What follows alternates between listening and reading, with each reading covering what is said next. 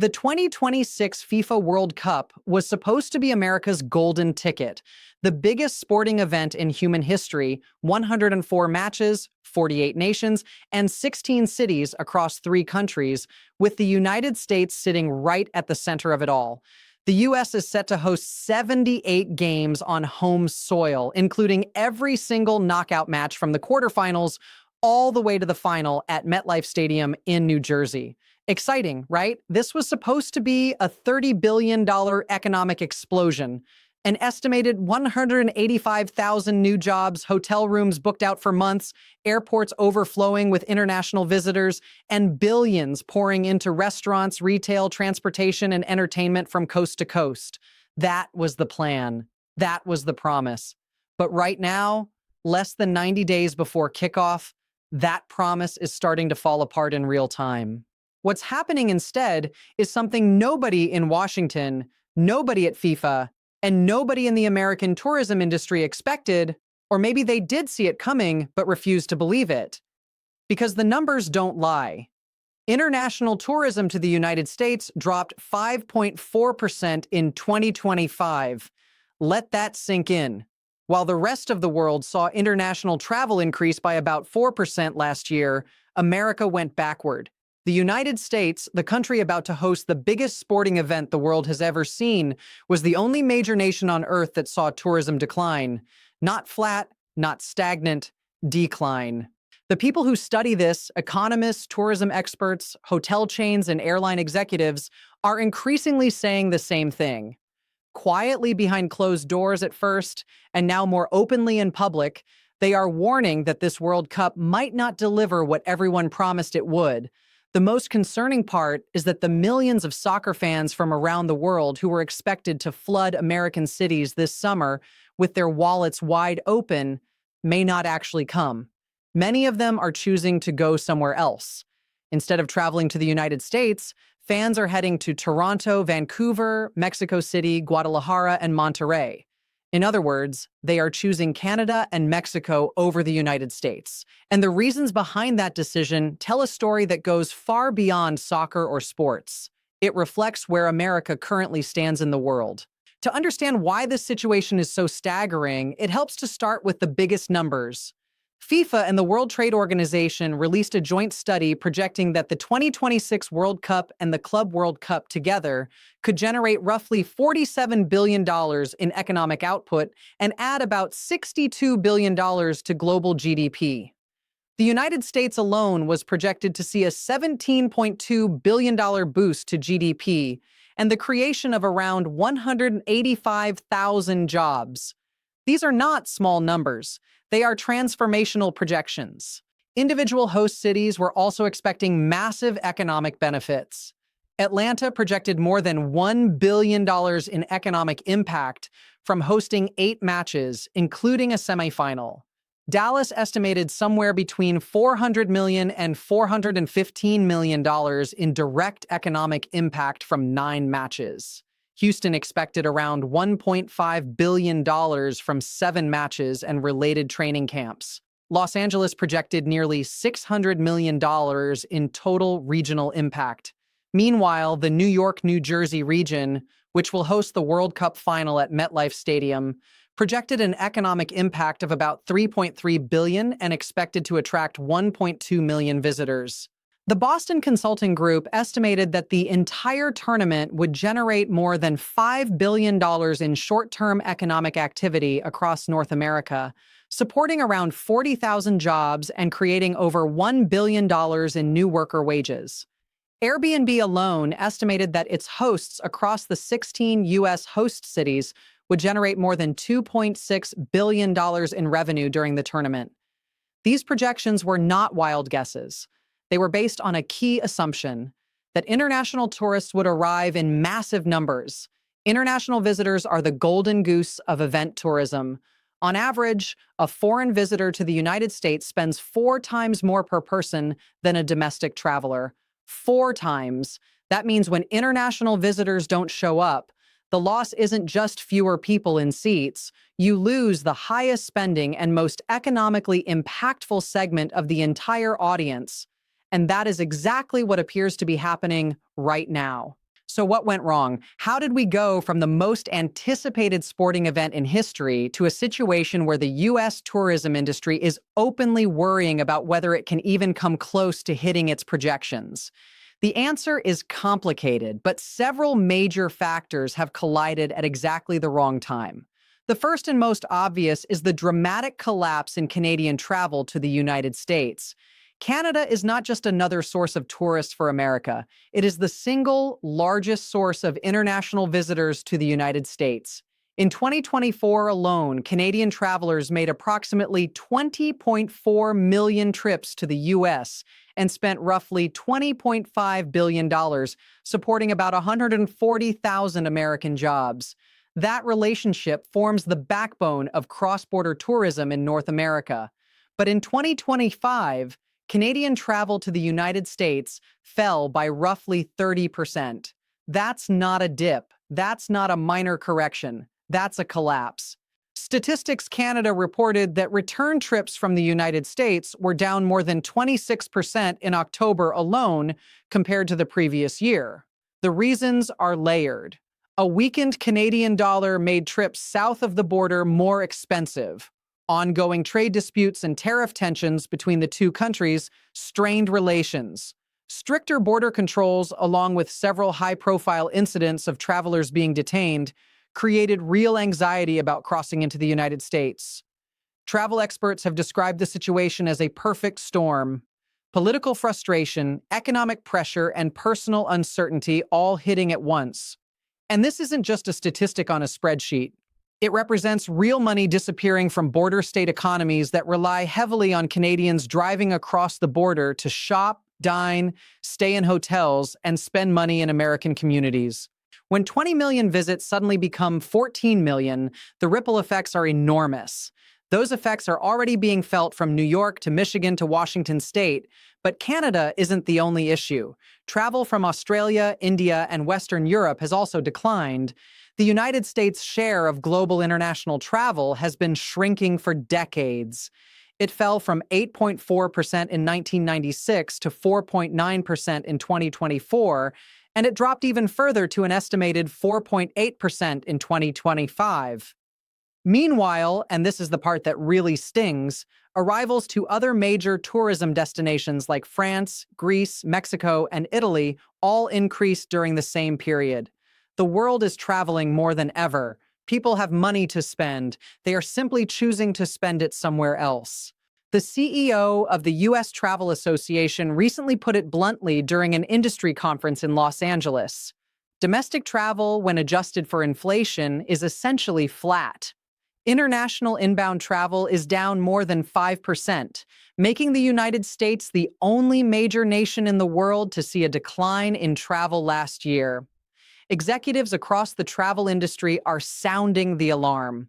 The CEO of Expedia called the trend concerning. The CEO of Marriott said the country needs to make the world feel welcome again, and all of this is happening with the 2026 World Cup now less than 3 months away. Here's where the situation becomes even more interesting and more concerning. The 2026 World Cup is being hosted across 3 countries. The United States has 11 host cities and 78 matches. Canada has 2 host cities, Toronto and Vancouver, with 13 matches. Mexico has 3 host cities, Mexico City, Guadalajara, and Monterrey, with another 13 matches. On paper, the United States should be the overwhelming winner. It has the most games, the largest stadiums, and it will host the knockout rounds, the semifinals, and the final. But early data suggests a very different story. Reports indicate that U.S. hotel bookings for the World Cup period are lagging behind Canada and Mexico in year-over-year growth. Ticket prices for matches in the United States are also significantly higher than comparable matches in Canada and Mexico.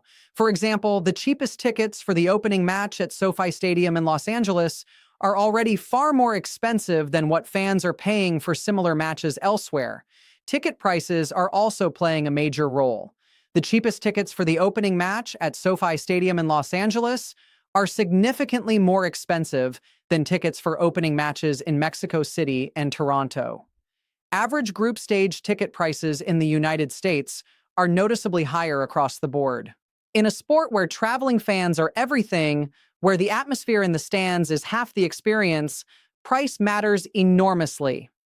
When a fan from Germany, Brazil, or Japan is deciding where to watch their team play and sees they can attend a match in Toronto or Mexico City for significantly less money, with an easier visa process, less anxiety at the border, and a host country that feels genuinely excited to welcome them rather than suspicious of their presence, the decision becomes obvious. And the booking data already reflects that. Then there is the visa situation, which might be the single biggest self-inflicted wound in this entire story. A proposal from U.S. Customs and Border Protection would require visitors from the 42 countries in the visa waiver program to provide their social media details from the past 5 years as part of the ESTA application process. These are not travelers from high-risk countries. These are visitors from places like the United Kingdom, Australia, Japan, South Korea, Qatar, and much of Western Europe. These countries have traditionally been some of the largest and highest spending sources of international tourism for the United States. Immigration law firms have warned that this increased data collection could slow down ESTA processing times and encourage travelers to choose easier entry options in Canada or Mexico. Privacy concerns about submitting 5 years of social media history to the U.S. government are real, and they are already affecting decision-making. On top of that, a new $250 visa integrity fee has been proposed, along with a separate $100 charge for foreign visitors to national parks. Each of these measures individually might seem minor, but stacked together, they send a very clear message to the rest of the world. Visiting the United States is becoming harder, more expensive, more invasive, and less welcoming. And people are listening. Now, here's something that almost nobody is talking about, but could become one of the most significant issues of the entire tournament from a geopolitical and human rights perspective. Travel bans currently restrict nationals from several countries from entering the United States. Some of those countries have actually qualified for the 2026 World Cup, including Haiti, Iran, Senegal, and Ivory Coast. Think about that for a moment. There are nations whose teams have earned the right to compete on the world stage, whose fans have dreamed of watching their country play in a World Cup, and those fans are literally banned from entering the host country. They cannot buy a ticket. They cannot book a flight. They cannot walk through an American airport and watch their team play. In the entire history of the FIFA World Cup, situations like this are virtually unprecedented. The former president of FIFA, Sepp Blatter, even publicly supported a proposed fan boycott of World Cup matches in the United States. While a full boycott by national teams is unlikely, given the enormous financial stakes for football associations, the sentiment behind the boycott movement is real and growing. European soccer leaders have discussed the possibility. Fans across Latin America have expressed hesitation about traveling to the U.S. Online forums and social media are filled with comments from people who had tickets and travel plans, but have since canceled them. One Canadian fan said they had tickets for a match in Texas and plans to visit family in New Jersey, but canceled everything.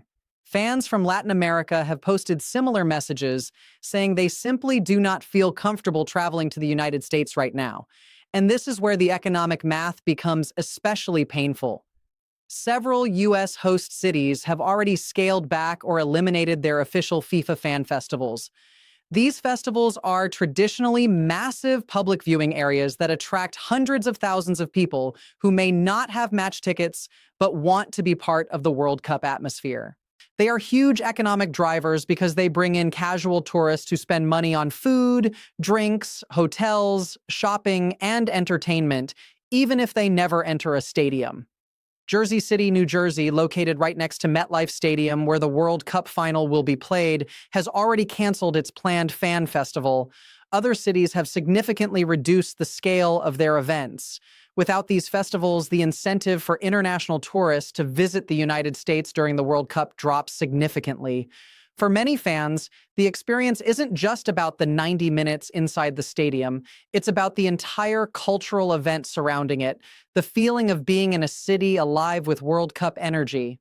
When you remove that, You remove a huge portion of the economic activity these cities were counting on. Data from the National Travel and Tourism Office is also not encouraging. Early figures show a nearly 5% decline in global visitation to the United States in January 2026 alone, with forecasts suggesting the trend could continue through the summer. The World Travel and Tourism Council found that the United States is the only country among 184 analyzed expected to see a decline in international tourism. Its president said the world's largest travel and tourism economy is heading in the wrong direction, not because demand is weak, but because of policy decisions. While other countries are rolling out the welcome mat, the United States is effectively putting up a closed sign. At the same time, Brand USA, the organization responsible for promoting the United States as a global travel destination, had its federal funding significantly cut in mid-2025. That led to staff shortages and reduced the country's ability to counter negative perceptions through global marketing campaigns. In other words, at the exact moment when America needs to invite the world in, the organization responsible for doing that has been weakened.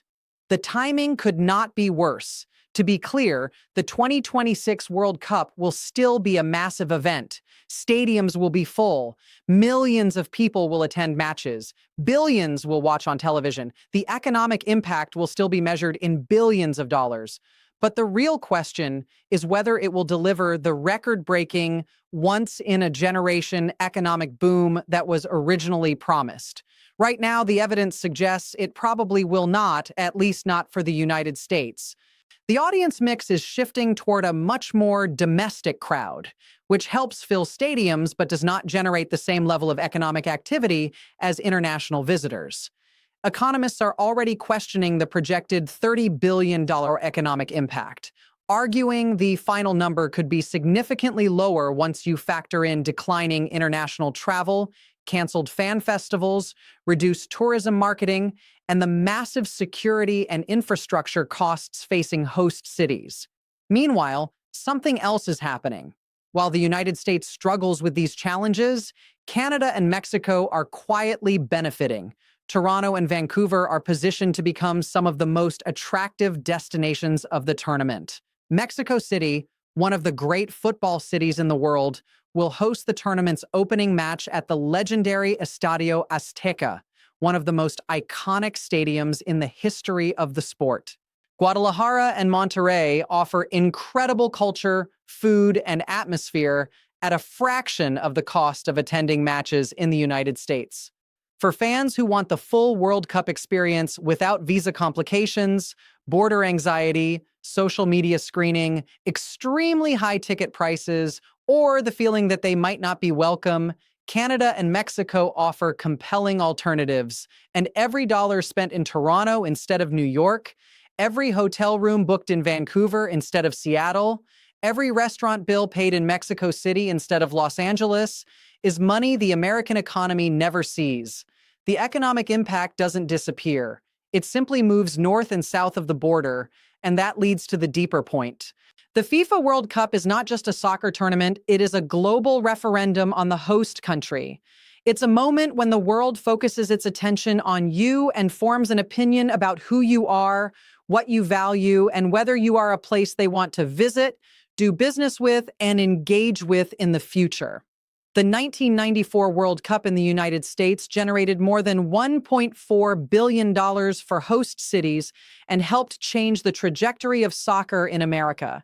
It directly led to the creation of Major League Soccer, introduced millions of Americans to the sport, and proved that the United States could host a world-class football event. That was the legacy.